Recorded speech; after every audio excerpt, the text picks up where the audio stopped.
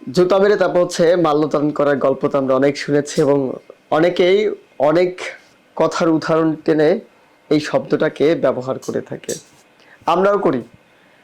সমাজে যখন অনিয়ম হয়, অত্যাচার চলে, এবং যে ব্যক্তির উপর নির্যাতন করা হয়, নির্যাতন শেষে আবার কিছু কিছু ব্যক্তি থাকে যারা সেই নির্যাতিত ব্যক্তিকে আবার ফুলেল শুভেচ্ছা জানায়। সেই শুভেচ্ছা জানানোর বিষয়টাই কিন্তু মূলত ওই যে জুতা মেরে মালাদান করার মতো।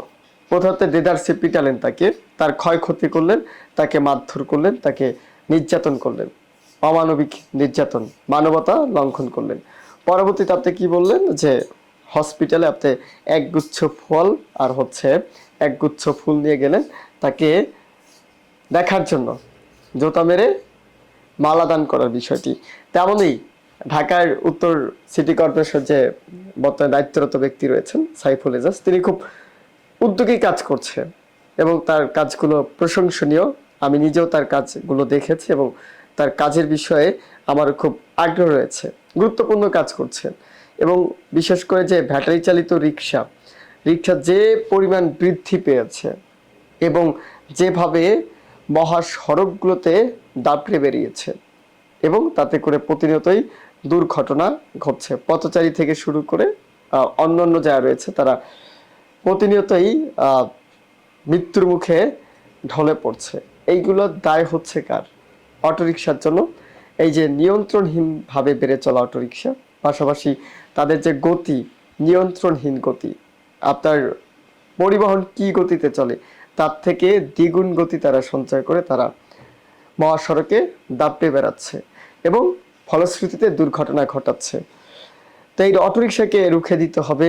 অটোরিকশাকে রুখে দিতে হবে মহাসড়ক থেকে তারা বাদ দিয়ে তারা শাখা সড়ক যেগুলো রয়েছে সেগুলোতে অহরহ যাতায়াত করতে পারবে বা যাতায়াত করবে, এটাকে আমি সমর্থন জানাই। কিন্তু এই অটোরিকশা যখন রাস্তায় আসে তাদেরকে প্রতিহত করা হচ্ছে, তাদের বিরুদ্ধে অভিযান চালানো হচ্ছে, তাদেরকে তাদের রিক্সা জব্দ করা হচ্ছে, যাতে করে অর্নিং দেওয়া হচ্ছে যাতে রাস্তায় না উঠে। কিন্তু হেতে যদি বিপরীত কিছু হয়, বিকল্প একটি কর্মসংস্থানের দরকার কিনা? এত এত ব্যাটারি চালিত রিক্সা চালকগুলো রয়েছেন, আপনি রিক্সা চালক, ব্যাটারি চালিত রিক্সা যেগুলো সেগুলো উঠিয়ে দেন আপনি, কোনো অভিযোগ নেই। কিন্তু বাংলাদেশে 50,000 ব্যাটারি চালিত রিক্সা রয়েছে, তার মধ্যে ঢাকা শহরে রয়েছে 25,000। এই 25,000 রিক্সা চালক তাদের কর্মসংস্থানের ব্যবস্থা না করে আপনি যদি তাদেরকে অর্নিং দিতে চান, তাদেরকে বোঝাতে চান যে কোনোভাবে মহাসড়কে ওঠা যাবে না, কোনোভাবে ব্যাটারি চালিত রিক্সাকে ঢাকা শহরে অনুমোদন দেওয়া হবে না, সেক্ষেত্রে বিষয়টিকে আসলে শোভনীয় হয় কিনা? মোটেই না। আমি এটার বিরোধিতা করি। আগে এদের কর্মসংস্থান, আগে এদের কর্মসংস্থানের ব্যবস্থা করেন, তারপরে ব্যাটারি চালিত রিক্সাগুলোকে উঠিয়ে দেওয়ার সিদ্ধান্ত নিন বা কার্যকর পদক্ষেপ নেন। আমি ওই বিষয়টিকে সমর্থন দিব। যদি এরকম হয় যে না, আপনি তাদের কর্মসংস্থানের ব্যবস্থা করলেন না, তাদের বিকল্প আয়ের মাধ্যম না দেখিয়ে আপনি তাদের মরার উপরে একটি খাড়ার ঘা দিলেন, সেটা আসলে গ্রহণযোগ্য না। এটা মানবতার সর্বোচ্চ নির্যাতনের মধ্যেই পড়ে, মানবতার লঙ্ঘনের সর্বশেষ পর্যায়ে পড়ে। শিক্ষিত একজন ঢাকা উত্তর সিটি কর্পোরেশনের দায়িত্ব রয়েছেন, তিনি প্রশাসনিক কর্মকর্তা। তার তো ভাবা উচিত যে সে কাজগুলো করছে, সে কাজগুলো আসলে মানবিক নাকি অমানবিক। কিছু কিছু কাজ সেটা তো মানবিকতাকেও লঙ্ঘন করে চূড়ান্ত পর্যায়ে। এই কাজগুলো কি তাদের ভিতরে নাড়ে না যে কি করছে তারা? একটা খবর রয়েছে, ওই যে জুতা মেরে না মাল্যদান করা, তেমনি ঘটনা ঘটেছে। মেসেজ দিতে রিক্সা ভাঙা হয়েছিল, আয়ের বিকল্প ব্যবস্থা করা হবে।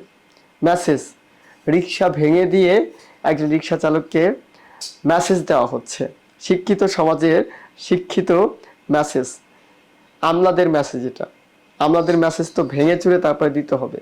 প্রথম যে ভুক্তভোগী তাকে মারতে হবে, মারার পরে তাকে মেসেজ দিয়ে মেসেজটি বুঝিয়ে দিতে হবে, তারপরে তার জন্য আবার বিকল্প ব্যবস্থা করা হবে। তেমন এই প্রশাসনিক কর্মকর্তা করেছেন। তিনি প্রথমে রিক্সা ভেঙেছেন। রিক্সা ভেঙেছে কেন? মেসেজ দেওয়ার জন্য। এবং মেসেজ দেওয়ার পরে তিনি এখন তাদের বিকল্প কর্মসংস্থানের ব্যবস্থা করে দিচ্ছে। খবর যাই, রাজধানী ধানমন্ডিতে ব্যাটারি চালিত অটোরিকশা বন্ধের অভিযান পরিচালনা করেছে ঢাকা উত্তর সিটি কর্পোরেশন ডিএনসিসি। এ সময় কিছু রিকশা জব্দ করা হয় এবং 3টি রিকশা সঙ্গে সঙ্গে ভেঙে ফেলা হয়।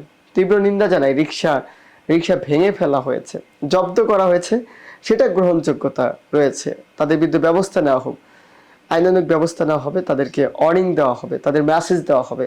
তাদের মেসেজ তো জব্দ করে দেওয়া যেতে পারতো, তাদের নিয়ে চাইলেই সমাবেশ করা যেত, চাইলেই মিটিংয়ে বসা যেত, চাইলেই পরামর্শ করে তারপর একটি সিদ্ধান্ত নেওয়া যেত যে তারা কি চায়, তারা কিতে রাজি, তাদের জন্য বিকল্প ধারা কি, বা তারা কি এভাবেই চলবে কিনা পরামর্শ মাধ্যমে সমাধান করা যেতে পারো। কিন্তু এই রিক্সা ভেঙে কিসের সমাধান হলো?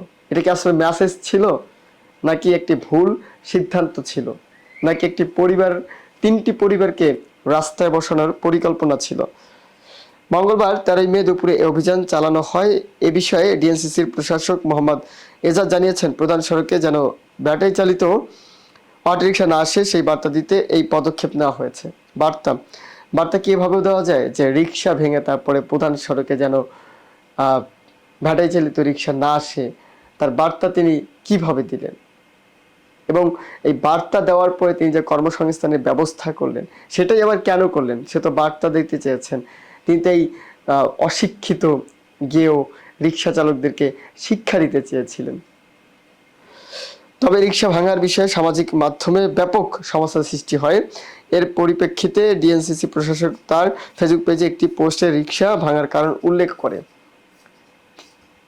পোস্টে মোহাম্মদ এজাজ বলেন, আজ যে 3 জনের রিক্সা ভাঙা হয়েছে তার ক্ষতিপূরণ দেওয়া হচ্ছে। মূল সড়কে না আসার জন্য 3টি রিক্সা ভাঙা হয়েছিল। আমরা ওই পরিবারদের আয়ের বিকল্প ব্যবস্থা করার জন্য উদ্যোগ নিচ্ছি। বলে না যে যখন ঠেলা পড়ে বা যখন চাপ পড়তে শুরু করে, তখন বাঁচার জন্য মানুষ অনেক কিছুই করে। এই প্রশাসনিক যখন সামাজিক যোগাযোগ মাধ্যমে তোপের মুখে পড়েছে, এখন দেখা যায় বিকল্প তার পদ নিয়ে হয়তো বা টানাটানি বা হচ্ছে তার যে অবস্থান, তিনি যে প্রশাসনিক দায়িত্ব পালন করছে ঢাকা উত্তর সিটি কর্পোরেশনের, সেই প্রশাসনিক দায়িত্ব থেকে হয়তো বা তাকে অব্যাহতি দেওয়াই হতে পারে, তাকে বা তার বিরুদ্ধে ব্যবস্থা নিতে পারে। সেই দায় সারার জন্য একটি বিকল্প তিনি মাধ্যম বেছে নিয়েছেন। যারা ভুক্তভোগী তাদেরকে বিকল্প আয়ের একটি ব্যবস্থা করে দিতে চাচ্ছেন তিনি। কি চমৎকার! বাংলাদেশে আইন প্রণয়নকারী এবং হচ্ছে আইন যারা মানে, তাদের মধ্যে আসলে আইনের হয়তোবা ঘাটতি রয়েছে। প্রশাসনিক কর্মকর্তা তিনি হয়তো প্রশাসনিক যে কাঠামো, প্রশাসনিক ব্যবস্থা, প্রশাসনিক যে ডিফেন্সিয়াল সিস্টেম স্ট্রাকচার, সেটাই হয়তোবা তিনি বুঝতে পারে না। ভালো থাকবেন, সুস্থ থাকবেন, শুভকামনা।